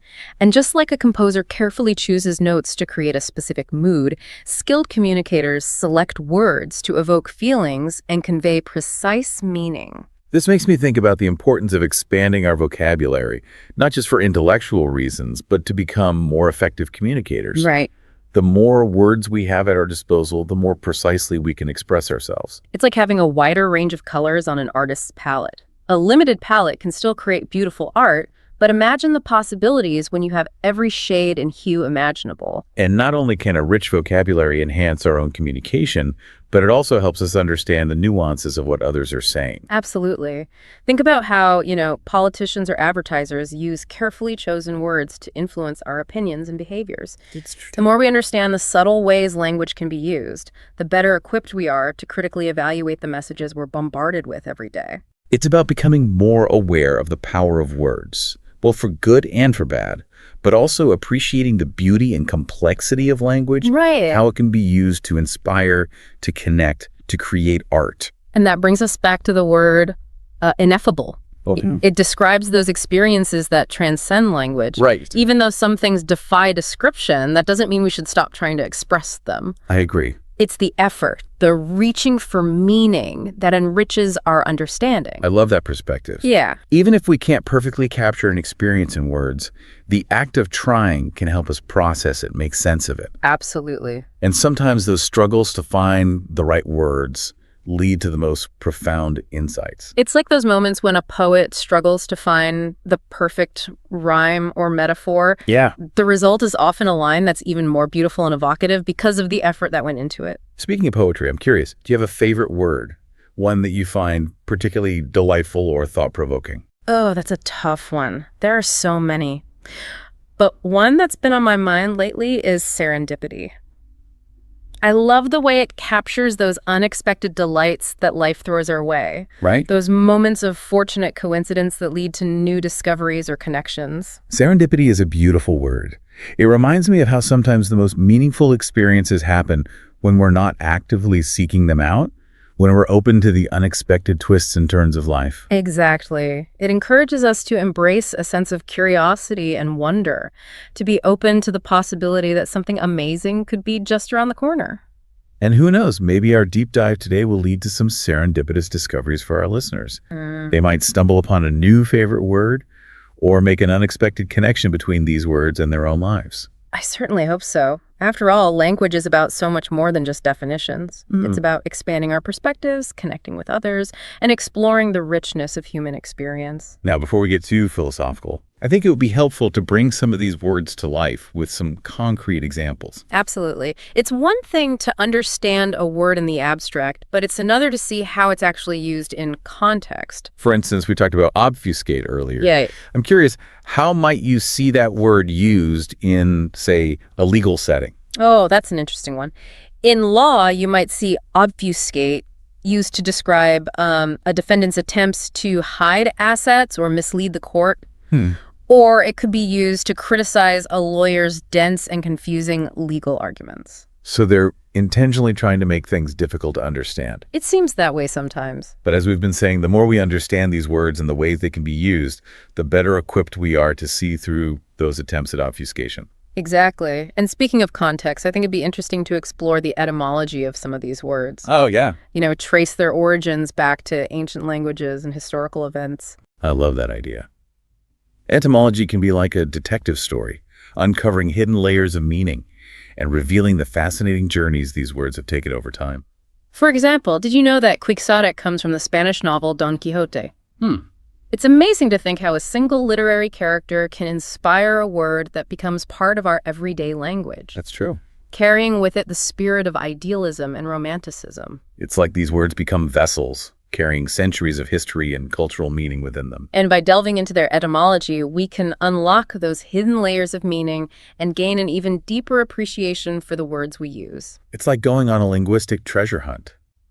But instead of digging for gold, we're unearthing the stories and cultural influences that have shaped our language. And those stories can be just as valuable as any treasure. They remind us that language is a living, breathing entity that's constantly evolving, shaped by the people who use it and the world around them. This conversation has really sparked my curiosity. Yeah, mine too. I'm eager to delve even deeper into the world of language and explore more of its hidden treasures. Me too. And I have a feeling our listeners are ready to continue this journey with us. I think so too. Should we take another short pause and come back for a final round of exploration? That sounds like a perfect plan. We'll be back soon to wrap up our deep dive into advanced English vocabulary. Welcome back to our deep dive into advanced English vocabulary. Glad to be back. It's been such a fascinating journey exploring all these nuances and hidden depths of these words. Yeah, I agree. It really makes you realize how much richness and complexity there is in language. Absolutely. And we haven't even touched on idioms and slang, Oh, that's right. which adds another layer of color and expressiveness to language. Imagine trying to explain kick the bucket or spill the beans to someone learning English for the first time. Oh, that's a good one. It'd be like trying to teach them a secret code. Absolutely. Oh. And every language has its own unique set of idioms and colloquialisms, right? Right. It really reflects the history and the culture and even the sense of humor of a language. Makes you realize how much language is tied to our identity, Yeah. both as individuals and as members of a particular community. And it highlights the importance of cultural exchange and understanding. Yeah. The more we learn about other languages and their nuances, the more we expand our own worldview. Now, before we wrap up, I wanted to touch on something we haven't really talked about yet. The role of grammar and syntax in effective communication. Ah, yes, grammar and syntax. While we've been focusing on individual words, it's the way we arrange those words, the structure of our sentences. That's what allows us to convey complex thoughts and ideas. It's like building a house, right? Yeah. You need strong, well-crafted bricks, but you also need a solid framework to hold them together. Precisely. Grammar and syntax provide that framework. They ensure that our message is clear and coherent and easy to understand. It's amazing to think about how even a slight change in word order or punctuation can completely alter the meaning of a sentence. A misplaced comma can lead to all sorts of ambiguity and confusion. So true. And that brings us to another important point, the importance of being precise and intentional with our language choices. Especially in written communication where we don't have the tone of voice or body language to help convey our meaning. Exactly. It makes you realize how much responsibility we have as communicators to use language carefully and thoughtfully. And it highlights the importance of editing and revising our work to make sure our message is clear, accurate, and free of errors. Well said. Now, as we come to the end of our deep dive, I want to leave our listeners with a few key takeaways. Okay. First and foremost, language is constantly evolving. It's true. New words are being coined all the time. Old words take on new meanings. It's like a river, Yeah. always flowing and changing shape. Which means we need to be lifelong learners. Always curious about language and how it's being used in the world around us. I also want to encourage our listeners to embrace the power of language, Absolutely. to see it as a tool for connection, for creativity, for making a difference. Words have the power to inspire, to inform, to persuade, to heal. But they can also be used to harm, to deceive, to manipulate.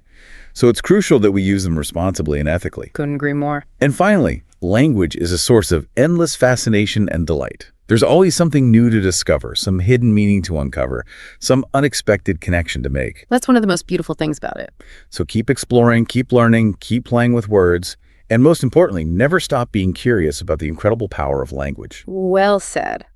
Until next time, keep diving deep into the world of words. Ever get that feeling you might be using a word wrong, but you're too afraid to ask? Oh yeah. Well, fear no more. Because today we're diving deep into 15 words that even fluent English speakers mess up. We've got a YouTube script here all about leveling up your vocabulary.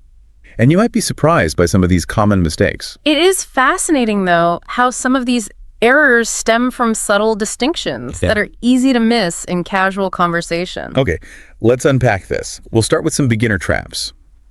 Words that seem straightforward, but can be surprisingly tricky. I'll be honest, the word literally is one I hear misused all the time. Yep. Just the other day, someone told me they were literally dying from how much they had to do that week. Yes. Literally seems to be a word that's been taken hostage by hyperbole. So remind us, what should literally mean? Why is it important to use it correctly? Literally means something actually happened, exactly as stated. Yeah. It emphasizes the reality of a situation, not an exaggeration. Right. While your friend might have felt overwhelmed, they weren't literally dying. Right. You see, using literally correctly makes sure your words carry their intended weight. It's about precision and clarity, especially in an age where misinformation can spread so easily. That's a really good point. The impact on communication is huge. Okay, another beginner word that trips people up is unique. I once saw a store advertising a sale on very unique items. Something about that just felt off. That's because unique means one of a kind. Right. Inherently special. It stands alone. Right. So adding modifiers like very or quite is redundant and actually weakens the impact of the word. So instead of saying something is very unique, how can we highlight that specialness in everyday conversation? Let the word unique speak for itself. Okay. You could say that painting is truly unique or her style is unique. You're emphasizing the inherent specialness without needing to qualify it further. That's so interesting. I can see how that subtle shift makes a big difference. Even these beginner words have hidden depths. You really have to think about their true meaning. Absolutely, and that's what makes language so fascinating. Now, prepare to have some assumptions challenged because some words have meanings completely different from what most people assume. Okay, I'm intrigued. Give me an example of one of these words. Let's start with irony. Okay. Many people confuse irony with simple coincidence or bad luck. For example, someone might say, "It's so ironic that I won the lottery and then got hit by a car." So winning the lottery and then getting hit by a car, that's just bad luck, not irony. Yeah. What makes a situation truly ironic? True irony involves a situation where the outcome is the opposite of what was expected, often with a humorous or sarcastic undertone. A classic example would be a fire station burning down. It's not just about unfortunate timing, it's about a surprising reversal of expectations. Wow, that makes so much sense. It's not just about something bad happening. It's about the unexpected nature of the situation. You see, understanding irony helps us analyze situations more deeply. It's not just about bad luck. It's about recognizing the unexpected and sometimes absurd nature of life. Speaking of unexpected twists, Yeah. let's talk about a word often misused in situations with high stakes. Alibis. I feel like I hear people using alibi as a synonym for any kind of excuse. Yeah. Like, oh, I have a good alibi. Right. Yeah. That's a common mistake. People might say, "I didn't finish the project, but I have a good alibi." Wait, so if it's not just any excuse, what makes a real alibi? I'm genuinely confused. An alibi has a very specific legal meaning. Okay. It refers to proof that someone was somewhere else at the time a crime was committed, demonstrating their innocence. It's not just any excuse. It's evidence that clears someone of suspicion. So using alibi to explain why you didn't finish a project wouldn't really make sense. Exactly. Using alibi in casual conversation when you simply mean excuse can actually undermine your credibility. It shows a lack of precision in your language. Okay, this is making me rethink how I use these words. What other intermediate words are lurking out there, ready to trip us up? How about a word that's often confused with its near opposite? Disinterested. Many people use disinterested to mean uninterested or bored. For instance, someone might say, I was completely disinterested in that meeting. Disinterested. If it doesn't mean bored or uninterested, then what does it actually mean? Disinterested actually describes someone who is impartial or unbiased, free from personal stake or interest in a situation. A good example would be a judge who must remain disinterested in the outcome of a case. Okay. They can't be swayed by personal opinions or biases. So if I wanted to say that I found the meeting boring, disinterested wouldn't be the right word to use. Precisely. In that case, uninterested or bored would be more accurate. Right. Disinterested implies neutrality and objectivity. It's about being impartial, not uncaring. I never realized how a single word could completely change the tone and meaning of a sentence.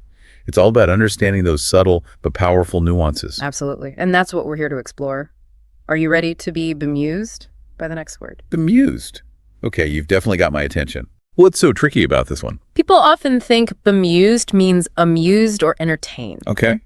You might hear someone say, I was bemused by his silly jokes. So if bemused doesn't mean amused, then what's the real meaning? Bemuse actually means puzzled, bewildered, or even slightly confused. Think of it as a state of mild perplexity, for example. You might be bemused by a riddle you can't solve, or a strange event you don't fully understand. So it's not about laughing at a joke.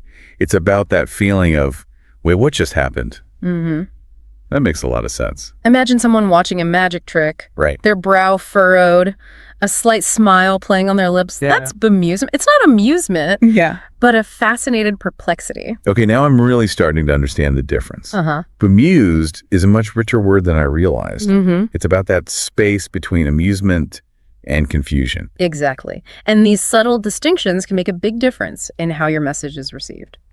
Are you ready for our final intermediate word? Bring it on. I'm ready to tackle anything. All right. Let's explore a word that's often misused to describe something grand or impressive. Enormity. People often use enormity to emphasize the sheer size or scope of something. You might hear someone say, I was overwhelmed by the enormity of the project. That's how I usually use it. But I have a feeling it doesn't quite mean what I think it means. What's the real meaning? While enormity can relate to size, its primary meaning leans towards something more serious and weighty. Okay. It often refers to extreme wickedness, outrageousness, or the sheer gravity of a situation, Right. particularly in a moral or ethical context. So it's less about physical size and more about the weight of the implications. Precisely. For instance, if you were discussing a horrific crime, you might speak of the enormity of the act to emphasize its moral depravity and the severity of its consequences. Wow, that puts the word in a whole new light. It's not just about something being big, it's about something being profoundly impactful, often in a negative sense. Exactly. It's a word that carries a lot of weight, both literally and figuratively. Okay, we've covered a lot of ground already. And I'm starting to feel the enormity and the true sense of the word, of all these linguistic nuances. What's next on our journey? Next, we'll be venturing into the realm of advanced words, where the nuances become even more intricate. Are you ready to level up your vocabulary even further? Absolutely. I'm eager to see what other linguistic gems await us in this deep dive into words. Right. It'd be great. Awesome. Fasten your seatbelts, because these advanced words can be real brain twisters. They're the ones that often pop up in intellectual discussions or professional settings, and misusing them can unfortunately make you sound less credible. Okay, I'm ready to face the advanced word challenge head on. Let's start with one that I've definitely struggled with in the past. Decimate. Decimate is fascinating because its common usage has drifted quite far from its original meaning. People often use it as a synonym for completely destroy, like saying the hurricane decimated the coastal towns. Yeah, I've definitely heard it used that way. But if it doesn't mean to completely destroy, then what does it actually mean? Decimate has a very specific historical root. It comes from the ancient Roman practice of punishing mutinous troops by killing 1 out of every 10 soldiers. So the original meaning of decimate is to reduce by 1/10, not to obliterate completely. Wow, I had no idea. That's a pretty grim origin story for a word. So using decimate to describe the total destruction of a town wouldn't be quite right. Exactly. It's a case of hyperbole overtaking precision. While the impact of a hurricane can be devastating, it's unlikely to literally reduce a town's population by exactly 1/10. This is why I love these deep dives. You uncover these hidden layers of meaning that we often miss in everyday conversation. It's like learning a secret code. This word's bloody history reminds us that language carries the weight of the past. Even today, decimate suggests a severe calculated reduction, not total destruction. Okay, what other advanced words are waiting to be decoded? Let's tackle one that often gets misused in academic circles: peruse. Peruse. I'll admit I've been guilty of using this one incorrectly myself. I always thought it meant to quickly skim through something. That's a very common misconception. In reality, peruse means to read thoroughly and carefully. It implies a close and attentive examination of a text, not a hasty glance. So if I said I perused the report before the meeting, it would mean I'd given it a very close read, not just skim the headings. Precisely. Using peruse correctly conveys a sense of diligence and attention to detail. It suggests you've really absorbed the information. This is another one of those aha moments. I'm realizing that using these advanced words correctly can signal a certain level of intellectual rigor. It shows you're not just skimming the surface. Exactly. It's about choosing words that accurately reflect the depth of your engagement with the topic. All right, bring on the next advanced word challenge. I'm feeling more and more confident with each one we tackle. Let's see if you can crack the code on this one. Nonplussed. Nonplussed. This one seems tricky. I've heard it used to describe someone who's calm and collected under pressure. Like, even though the presentation went wrong, she remained nonplussed. That's a clever guess, but it's actually the opposite. Nonplussed describes a state of being surprised and confused, often to the point of speechlessness. It's that feeling of being caught off guard and unsure how to react. Wow, so it's almost like being speechless with shock. Exactly. Nonplussed implies a momentary loss of composure, a sense of being bewildered. It's that deer in the headlights feeling. That makes so much more sense. I can see how misusing this word could lead to some awkward situations. Indeed, it highlights the importance of understanding the nuances of these advanced words. They can have a big impact on how our message is perceived. Okay, what other advanced word adventures await us? I'm ready to expand my vocabulary horizons. Let's explore a word that often gets used in a way that diminishes its true impact. Plethora. Plethora. I usually think of this word as meaning a lot of something in a positive way, like there was a plethora of fun activities to choose from at the festival. That's a common interpretation. But plethora carries a slightly different nuance. While it does mean an abundance of something, it often implies an excessive or overwhelming amount. Okay. It can sometimes even suggest a sense of burden or inconvenience. Interesting. So it's not just about having a lot of something, it's about having maybe too much of it, like it's overflowing. Precisely. Imagine a situation where you're bombarded with information or faced with an overwhelming number of choices. That sense of being inundated can be captured by the word plethora. So if I were to say, I have a plethora of emails to respond to, it would imply that I'm feeling a bit swamped by them, not necessarily excited about having a full inbox. Exactly. It's about that tipping point where abundance starts to feel like excess. It's about that too much of a good thing feeling. I'm starting to see how using plethora correctly can add a layer of sophistication to my descriptions. It's a much more nuanced way of expressing abundance than just saying a lot. It's about choosing words that convey not just the quantity, but also the impact of that quantity. This is making me realize how much I've taken these words for granted, what other advanced words are hiding in plain sight, waiting to be understood. Let's delve into one that's often misused in discussions about facts and information. Factoid. Factoid. This one seems pretty straightforward. I always thought it just meant a small or trivial fact. That's how it's commonly used, but its original meaning is a bit more nuanced, even controversial. The term factoid was actually coined to describe something that appears to be a fact, but is actually false or unsubstantiated. Right, really? That's a completely different meaning. That's the risk with using factoid in its original sense. It implies a degree of skepticism or even doubt about the validity of the information being presented. It can be a way of highlighting that something may sound like a fact, but it hasn't actually been proven true. This is a perfect example of how language can evolve and shift in meaning over time. It's important to be aware of both the common usage and the original intent behind a word. You're absolutely right. Language is a living, breathing thing that constantly adapts and changes. Our goal is to be aware of those changes and use words in a way that is both accurate and effective. So how can we use factoid in a way that doesn't accidentally spread misinformation? If you're unsure of the accuracy of a piece of information, it's best to avoid using factoid altogether. You could say something like, here's an interesting tidbit, or this might be a bit of trivia, but this avoids any implication that the information might be false. That's really helpful advice. Okay, bring on the next advanced word. I'm ready to conquer some more linguistic complexities. Let's tackle a word that often causes confusion in discussions and debates. Moot. Moot? I've always thought of this word as meaning irrelevant or pointless. Like, that argument is moot because the decision has already been made. That's a common understanding, but it's not entirely accurate. While moot can relate to something that's no longer relevant, its original meaning is a bit more nuanced. It originally referred to a matter that is open for debate or discussion. So if a topic is moot, it's not necessarily pointless. It just means there's room for further discussion or consideration. Precisely. Imagine a legal case where the circumstances change, making the original point of contention no longer relevant to the outcome. The issue might be considered moot, not because it was unimportant, but because it's no longer central to the case. That's a really helpful clarification. So it's less about the topic being irrelevant and more about its significance having shifted or diminished. Exactly. It's about acknowledging that the context has changed, and the original point of debate may no longer be the primary focus. I'm definitely feeling more enlightened than moot after tackling that one. What other advanced word adventures await us? Let's wrap up our exploration of advanced words with a pair that often trips people up: infer and imply. Infer and imply, the classic conundrum. I know these words are related to drawing conclusions, but I often mix them up. It's a common confusion. The key difference lies in who is doing the action.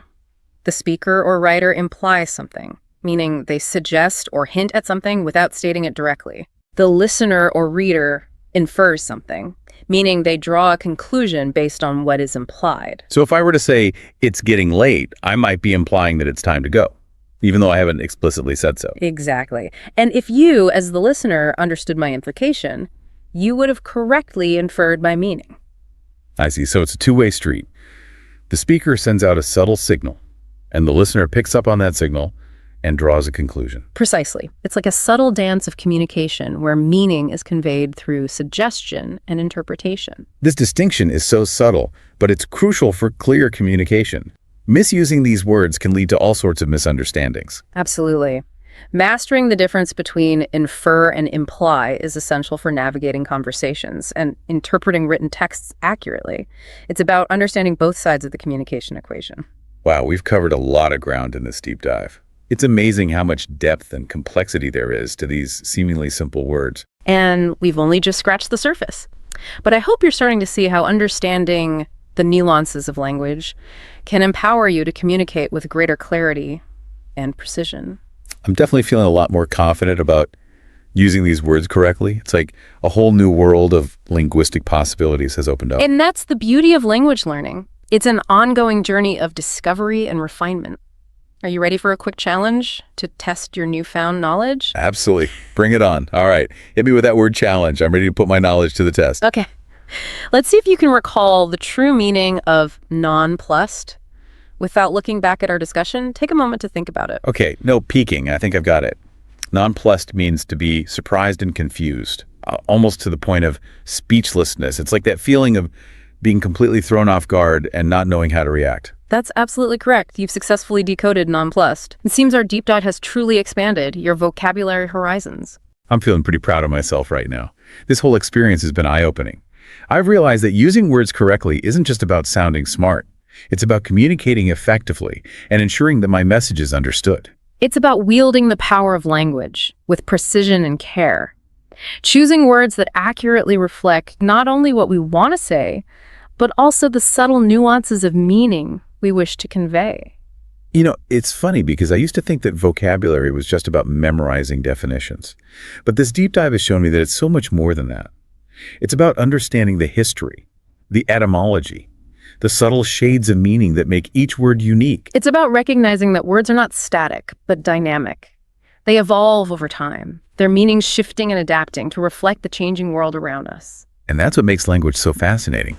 It's a living, breathing entity that connects us to the past, informs our present, and shapes our future. And as we wrap up this deep dive, I encourage you to continue exploring the fascinating world of language.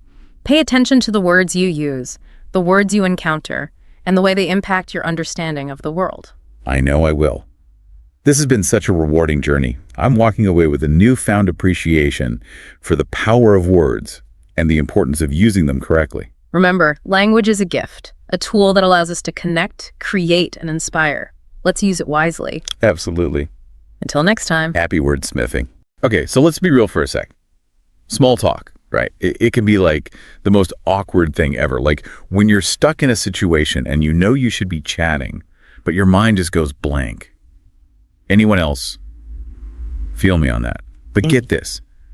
What if I told you that this deep dive could actually turn that dread into pure confidence?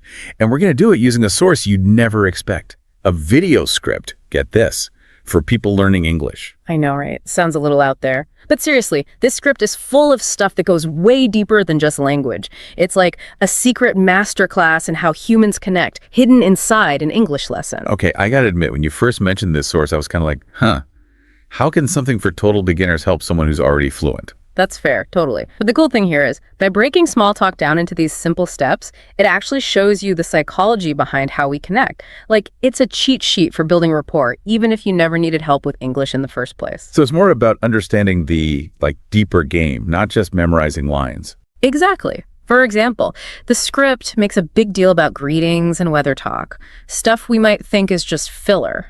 Yeah, I always thought that stuff was kind of pointless. Right. But they actually serve a super important purpose. Like, humans are literally wired to bond over shared experiences.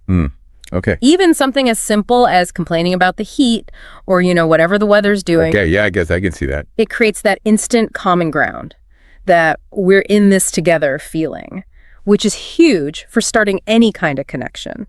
Wow, that's actually so true. I never thought about it that way. And the script goes even further. Instead of those boring old greetings like, "Hi, how are you?" it gives you phrases that fit the specific situation so you get a better response. Oh, I like where this is going. Give me an example. So say you're at a party. Instead of that robotic, "Hi, how are you?" try something like, "What brings you here?"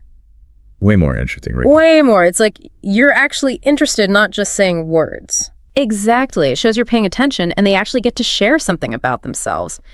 It's what they call a strong bid in, like conversation analysis stuff. Each thing we say is a bid to connect. Ooh, I'm digging this bidding concept. So we're all just out here trying to make the strongest bid to connect. Totally. And this script is giving us all the winning moves. Another one they have is, instead of just saying nice weather, you could say something like, "This weather's crazy, right?" It's like inviting the other person in on the joke. I like it. Yeah. So it's making small talk feel, less robotic. But what really stood out to me was the role-playing part. Ah, yes. That's where the magic really happens. The people who made this script, they get it. Knowing the right words isn't enough. You got to actually practice using them. And role-playing is the best way to do that. But what if you don't have someone to practice with? Isn't that kind of, weird to do alone? For sure. But you can totally do it in your head. It's called mental rehearsal. Basically, you just picture yourself in different situations. Hold on. So you're saying by just imagining myself rocking these small talk moments, I'm actually getting better at it in real life? You got it. Might sound a little strange, but neuroscientists have found that when you rehearse something mentally, your brain fires up the same way it does when you're actually doing the thing. No way. That's so cool. It's like training your brain for social situations, like a cheat code for confidence. I'm already feeling less terrified about networking events or, just parties in general. It's crazy, right? How powerful our brains are. Like, this script really shows you how to use that power to, level up your social skills. I like that, level up. So we've talked about greetings, weather talk, even practicing in your head. What else does this script have up its sleeve? Okay, so one thing that really impressed me was the questions. They go way beyond those typical boring questions like, "Where are you from?" or "What do you do?" The usual suspects. Yeah, those can be so snooze fest sometimes. Right. Instead, they give you all these questions that are actually interesting, designed to, spark real conversations. Okay, I'm all about those real conversations. Tell me more. Give me the good stuff. So instead of asking, "What do you do?" which can feel kind of like a job interview, they suggest asking, "What do you like to do for fun?" I mean, that's a classic for a reason, right? It gets people talking about what they're actually passionate about. Exactly. It's like you're inviting them to show you their real selves, not just their LinkedIn profile. And if you really want to go deeper, you could try something like, What's the most interesting thing you've done lately? Ooh, I like that one. It's like a sneak peek into their adventures. You might even discover you have some cool stuff in common. Totally. Plus, it shows you're actually curious about them, not just trying to fill the silence. And they even have specific questions for different situations. Like, if you're at a dinner party, you could ask, have you tried any good restaurants lately? Perfect. Everyone loves talking about food. Instant conversation starter, right there. It's true. It's something we can all relate to, like enjoying a good meal. Okay, so we've covered greetings, weather talk, asking interesting questions, even mental rehearsal. But what about when you're ready to, make your escape? Does the script help with that too? Yeah, like how do you end a conversation without being rude? Don't worry, they got you covered. They have a bunch of different closing phrases depending on the situation. From a simple, it was nice talking to you, to something more like, hey, we should grab coffee sometime. Oh, I love that they include those follow-up suggestions. Yeah. Sometimes you really do click with someone, and it's good to have a way to, keep things going. Exactly. It shows you're confident and interested, which is always a good look. And even if they can't meet up, it still leaves a good impression. They'll remember you as someone who actually wanted to connect. Yeah, it's like planting a seed, right? You never know where those initial conversations might lead. What about those times when you just need a quick, casual exit, though, like you're running late or something? No problem. They have those too. They suggest things like, catch you later or have a great day. Those are perfect for keeping it light and friendly without feeling like you have to, hang around forever. Okay, so whether you're aiming for a lifelong friendship or just a quick chat, it sounds like this script has given us a whole toolbox for navigating the social world. Yeah. It's like they took all the guesswork out of small talk and gave us a clear path to follow. It's pretty amazing. And what's so cool is that this script, even though it's for people learning English, it actually shows us some really deep things about human connections, like a reminder that we all want to feel understood, even in those little everyday conversations. So true. And I think that's what makes this deep dive so valuable. We're not just learning phrases, we're learning about what makes us human. And how even a short conversation can make a difference, create a ripple effect. It's like we're seeing the world through a whole new lens now, right? Yeah. And that brings us to the best part, putting it all into practice. We've talked about a lot today, the different phases of small talk, how to make a bid for connection, even practicing in your head. But now it's your turn, dear listener. Take these ideas and make them your own. Yes. This is where the real transformation happens. We've given you the tools. Now it's up to you to use them. And remember, you don't have to be perfect. The goal isn't to become some kind of small talk robot. Exactly. Be yourself, be genuine, and use these techniques to connect with people in a real way. So let's recap the top 3 things we've learned from this unexpected deep dive into, mastering small talk. First, small talk isn't just random. There's a structure you can follow to make those conversations flow. Second, the words you use actually matter. This script has given us tons of phrases that are interesting, thoughtful, and perfect for different situations. And third, practice, practice, practice.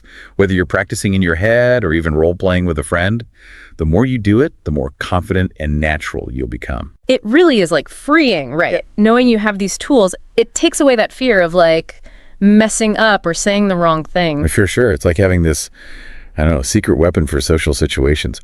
And honestly, the biggest thing I'm taking away from this is small talk doesn't have to be something you dread. It can actually be fun, a way to connect with people, 100%. What about you? What's sticking with you from all this? What did you find most helpful from looking at this script? It's funny. I think what resonated most was realizing that everyone, even people who seem super outgoing, they've probably felt that awkwardness too. This script shows that small talk is a skill, something you can learn and get better at, just like anything else. Right. It's not like some people are born knowing how to do it and others aren't. Exactly. It takes so much pressure off. You can just approach those conversations with curiosity, like a little game. Just see what happens. I love that. A little game. It really can be like an adventure, Yeah. Discovering something new about someone, even if it's just a tiny thing.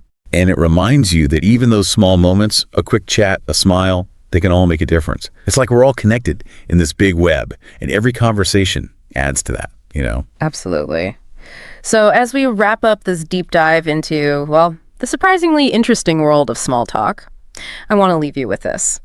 Think about the next time you are in a situation where there's going to be some small talk. Maybe it's a party or a work event, even just grabbing coffee. What are you most excited to try out from all the stuff we talked about? Such a good question. Yeah. And hey, remember, doesn't have to be perfect, okay? Just be yourself, be genuine, and see what happens.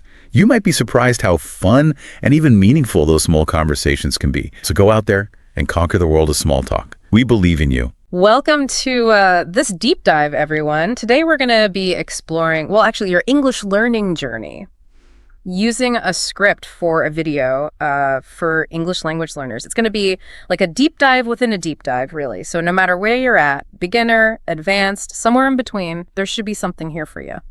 Yeah, I think it's so cool how this script uses like real stories from other people learning English, to like inspire. It's like we're all on this journey together, Totally. And speaking of journeys, the script like starts off by asking this big question, right? What made you want to learn English in the first place?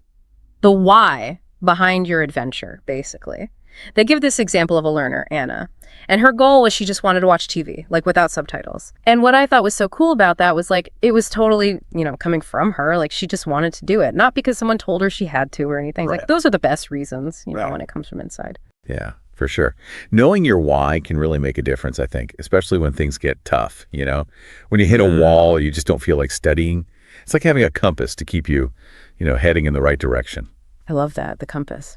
So I'm curious, what was your why, when you started out? Take a second to think about that. It's worth, revisiting it as you keep going, too.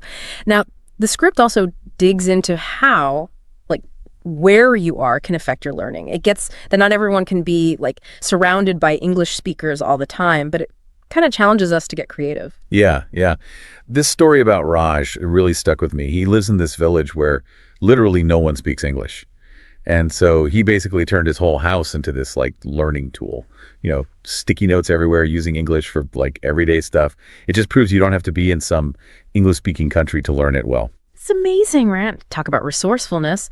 He didn't wait for the perfect situation.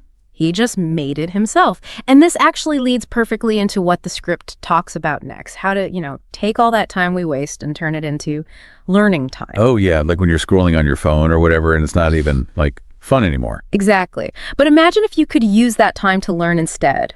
The script mentions Maria, and she would spend like 30 minutes every night on, I think it was TikTok, and she swapped that for English learning videos, and guess what? In just a couple of weeks, her vocabulary like exploded. Wow. See? Totally doable. And what's even cooler is you can do this throughout your day, right? Like when you're commuting, waiting in line, even just doing chores. You can listen to podcasts, use apps, just sneak in little bits of English here and there. Yeah. Just make it a part of your life, Yeah. The more you can do that, the more natural it all feels. Exactly. The script then kind of switches gears and talks about common mistakes that can, slow you down. And this is where I think your expertise is going to be so helpful. One of the first things it mentions is like getting too hung up on grammar, to the point where you're not even really speaking. It's easy to just memorize all the rules, but language is really about talking to people, right?